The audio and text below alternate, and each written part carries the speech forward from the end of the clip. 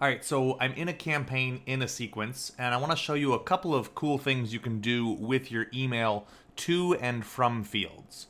Okay, so most people don't ever touch these fields, but you have the ability to designate who you want this email to come from or from whom you want it to be sent. And then you also have the ability to choose an email address other than the primary to send it to.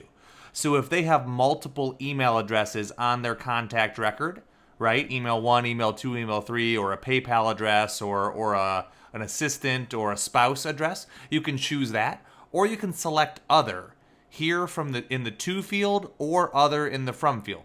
So if I don't want this to come from a user, and instead I want it to come from sales, right? I can set this up to come from sales at monkeypodmarketing.com or another address that I might use. So if you're running out of user licenses, but you need emails to come from a specific account so that when they reply, they all go to the same inbox, you could just use this other. Another thing that people overlook sometimes is the value of this contact owner field. The reason it's so valuable is because in addition to the signature, you can choose, the from address, you can also choose the signature to be from the contact owner. So that way, if you have a team of sales reps and they're all working leads, when the leads go through this sequence, when they hit this specific email, the email is going to come from whoever the owner is of that contact record, and the signature that's merged in will be that of the owner as well. So that gives you a much more personal feel for the emails so that your contacts feel better about the relationship they're cultivating with that sales rep.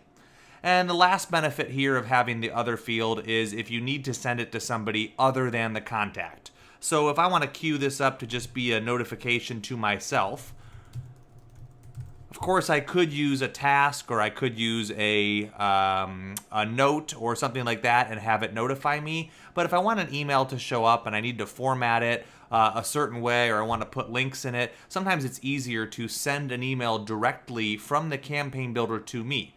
So when the contact hits this, any merge fields that are in this email will be populated based on the contact record, but the email is going to be sent to the address that I've hard coded there. So you can use it to notify people who aren't involved in your system at all, right? You could have it notify a staff member, but you could just as easily have it notify some other party who is involved in this process.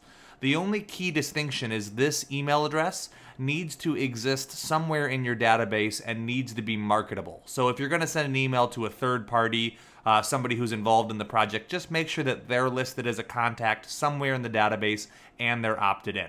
So hopefully the functionality of these from and to drop-down fields makes things a little bit more flexible for you and opens up some new possibilities.